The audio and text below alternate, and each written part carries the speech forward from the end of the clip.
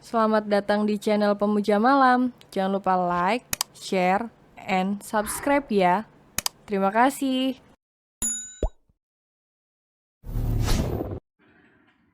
Chapter 15. Urusan rumah tangga. Tak berbeda jauh. Heru, sorot mata Banyu juga nampak ganas. Manik matanya beradu dengan manik mata milik suami Lingga. Seakan saling mengunci. Tatapan keduanya sama-sama membidik, seperti seekor singa yang kelaparan. Jan, ini bukan urusanmu. Ini urusan rumah tanggaku. Enyahlah dari sini, biar aku beri pelajaran untuk wanita ini. Kelakar Heru sembari meronta agar Banyu melepaskan cengkraman tangannya. Sebuah pukulan kini mendarat tepat di perut Heru. Hal itulah yang membuat lelaki itu tersungkur ke tanah. Dasar banci, beraninya hanya dengan wanita. Enyah saja kamu dari sini. Banyu seakan lupa akan posisinya. Tempat ini merupakan kediaman milik Heru. Namun ia seakan berperan sebagai pemiliknya. Tamu yang mengusir majikannya, sungguh sesuatu hal yang baru. Sedangkan Lingga hanya terus memandang keributan dua lelaki di hadapannya ini dengan tatapan menerawang. Barangkali kata yang terucap dari bibir Heru sukses merobek hatinya, hingga wanita itu pun seakan tidak peduli bahwa sang suami terkapar di bahu jalan. Heru mencoba untuk bangkit dari posisi terkaparnya. Sembari memegangi pipi dan perutnya, ia menatap tajam wajah Banyu. Lihat saja, besok aku akan membalas apa yang kamu lakukan ini. Ancam Heru ke arah Banyu. Sedangkan Banyu, pemuda itu hanya tertawa sinis dan remeh. Silakan saja, aku tunggu kedatanganmu. Pada akhirnya Heru mengayunkan tungkai kakinya untuk pergi dari hadapan Banyu dan juga Lingga. Ia menuju ke arah motor yang terparkir di halaman, dan setelah itu memacu laju kendaraannya untuk meninggalkan tempat ini. Tak lupa ia lempar kunci rumah yang sebelumnya ia dapatkan dari Lingga, sebagai pertanda bahwa ia tidak jadi pulang. Aduh, pelan-pelan sayang, sakit. Selepas kepergian Heru, Banyu mampir sejenak ke kediaman Lingga. Lelaki itu duduk di atas amben yang berada di teras, sembari menikmati setiap sentuhan yang diberikan oleh Lingga. Meskipun terasa begitu perih dan nyeri, bahkan ia sempat memekik kesakitan. Namun pemuda itu nampak bahagia bisa diperlakukan manis seperti ini oleh Lingga. Lingga sibuk dengan es batu yang ia bungkus dalam sebuah serbet. Untuk kemudian ia kompreskan ke pipi Banyu yang sudah lebam setelah dipukul oleh Heru. Mengapa kalian bisa sampai pukul-pukulan seperti ini sih? Aku tidak terima kamu diperlakukan kasar seperti itu. Suamimu itu sungguh sangat keterlaluan. Lagi pula, apa yang membuatmu bertahan dengan suami seperti itu? Lebih baik kamu bercerai dan kemudian menikah denganku. Pertanyaan Banyu sedikit menyentil hati dan perasaan Lingga. Ia bahkan mulai berpikir apa yang sebenarnya masih membuatnya bertahan di sisi Heru. Namun ia teringat akan satu permintaan yang diucapkan oleh mendiang mertuanya, bahwa apapun yang terjadi, ia harus berada di samping Heru. Sudahlah, itu bukan urusanmu, Nyuh. Biarkan ini semua menjadi urusan pribadi rumah tanggaku, tanpa ada satupun orang luar yang mencampurinya. Perkataan Lingga terdengar lirih, namun sedikit menampar hati Banyu. Dengan rasa cinta yang ia miliki untuk Lingga, pemuda itu seakan tidak terima jika dianggap sebagai orang luar. Namun, ia segera sadar akan siapa dirinya dan apa posisinya, bahwa Lingga memang masih terikat oleh sebuah ikatan pernikahan, dan dirinya memang orang luar yang tiba-tiba saja masuk ke kehidupan Lingga. Lingga, jika aku bisa membuktikan bahwa Heru berselingkuh di belakangmu, apakah kamu bersedia untuk melepaskannya?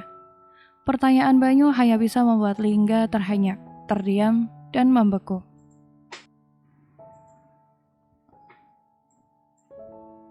Kabut tebal perlahan tersibak kala mentari pagi mulai menduduki singgasana. Laksana tirai alam yang membuka tabir kegelapan hingga membuat suasana terang benderang kian terasa. Tetes-tetes embun pagi masih bergelayut manja di permukaan dedaunan. Mereka berkilau seperti kilau mutiara di dasar lautan.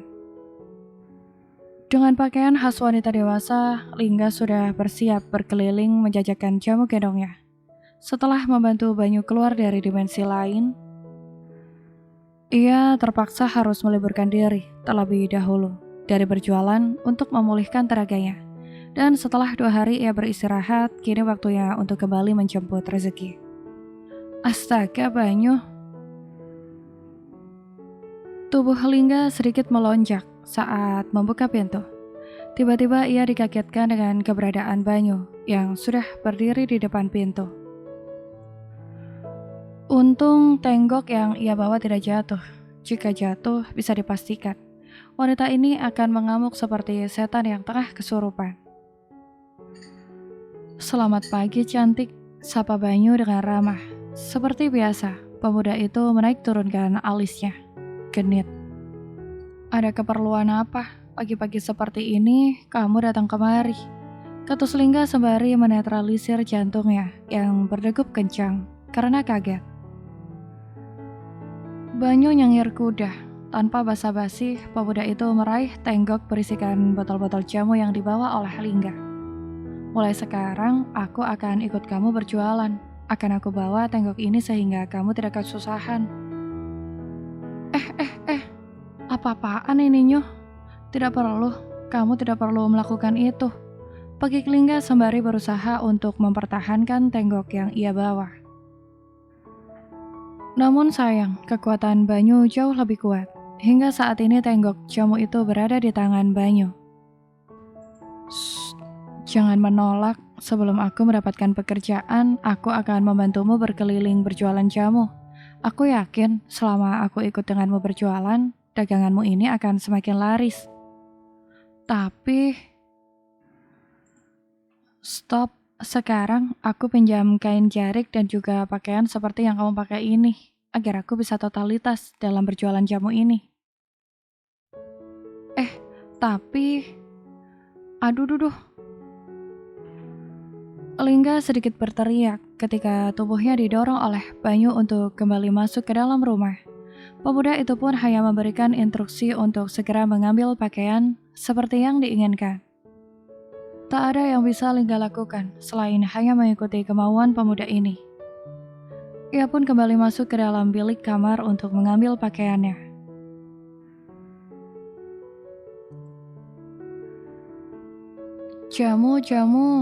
Jamunya Bu Ibu. Beras kencur, kunyit asam, uyup-uyup, rapat wangi, galian singkat. Monggo mumpung masih hangat. Lingga tiada henti menyunggingkan senyum saat berjalan di belakang tubuh Banyu. Entah jelmaan apa pemuda ini. Sebagai seorang laki-laki, ia nampak begitu tampan. Sedangkan ketika didandani khas wanita, penjual jamu seperti ini, ia nampak manis dan cantik sekali. Loh, bukankah ini pemuda ganteng yang ada di rumah Pak Pras? Tanya seorang ibu yang merupakan tetangga Lingga, sedikit heran. Iya Bu, saya Banyu. Sebelum saya mendapatkan pekerjaan, saya akan membantu Lingga untuk berjualan jamu. Jawab Banyu dengan senyum lebar yang membingkai wajah. Wah, kamu ini benar-benar istimewa, Leh. Sebagai seorang laki-laki, kamu terlihat sangat tampan. Dan menjadi seorang wanita seperti ini pun, kamu juga nampak begitu cantik. Lingga benar-benar beruntung dibantu sama kamu. Pujinya sembari mendekat ke arah Banyu. Terima kasih untuk pujiannya, Bu. Mari, mau jamu apa? Biar saya buatkan. Semua jamu ada ya, Bu. Hanya satu yang tidak ada. Ujar Banyu yang sukses membuat si ibu keheranan. Memang jamu apa yang itu, Leh? Jamu untuk lepas dari hutang, Bu. Kamu ini bisa aja, Leh. Ya udah, aku mau uyup-uyupnya satu ya. Baik, Bu. Banyu melirik ke arah Lingga. Uyup-uyup yang mana, Ling? Lingga hanya bisa tergelak lirih. Ia ambil satu botol jamu dan ia ulurkan ke arah Banyu. Ini namanya uyup-uyup, salah strategi kita. Seharusnya kamu menjalani masa training. Dengan aku beri teori terlebih dahulu, Nyu. Alah, tidak perlu. Aku justru lebih senang jika langsung praktek denganmu. Dengan telaten Banyu mengocok botol jamu yang ada di tangannya ini. Kemudian ia tuang ke dalam batok yang berfungsi sebagai gelas khas jamu milik Lingga. Silahkan diminum ya Bu, ucap Banyu sembari memberikan batok itu ke arah si ibu. Terima kasih banyak, Leh. Tanpa terduga, satu persatu kumpulan ibu-ibu mulai datang, menghampiri Banyu. Mereka berkerumun, mengantri untuk dilayani Banyu. Lingga yang melihat jamu gendongnya ramai seperti ini hanya bisa tersenyum manis, sembari tidak henti mengucap rasa syukur di dalam hati. Hati Banyu turut menghangat saat sekilas ia melihat senyum itu terbit di bibir Lingga. Dalam hati, ia berjanji akan senantiasa mengukir senyum itu di bibir wanita ini. Tak selang lama, ekor matanya tiba-tiba menangkap bayangan sebuah motor yang melintas di seberang jalan. Banyu merasa tidak asing dengan motor yang ia lihat itu. Ia pun mencoba untuk menajamkan indera penglihatannya. Itu Heru. Astaga, ia berboncengan dengan siapa? Sepertinya memang benar bahwa dia telah mencurangi Lingga. Tidak bisa dibiarkan. Aku harus segera menyelidikinya. Bersambung.